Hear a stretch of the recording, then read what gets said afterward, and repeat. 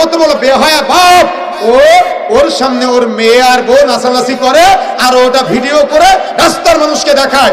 ওটা ভিডিও করে ও সোশ্যাল মিডিয়ায় আপলোড করে সোশ্যাল মিডিয়ার ফেসবুক ইউটিউবের মানুষের সম্পদ বানায় দেয় নিজের স্ত্রী মেয়েকে।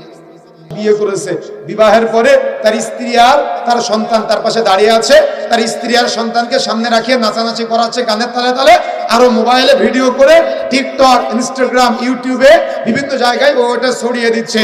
তার মানে ও বিয়ে করেছে আর ওর বউকে রাস্তার মানুষের, ফেসবুকের মানুষের, ইউটিউবের মানুষের, ও দেখা যাচ্ছে ইনস্টাগ্রামের মানুষের সম্পদ বানিয়ে দিয়েছে আজকে।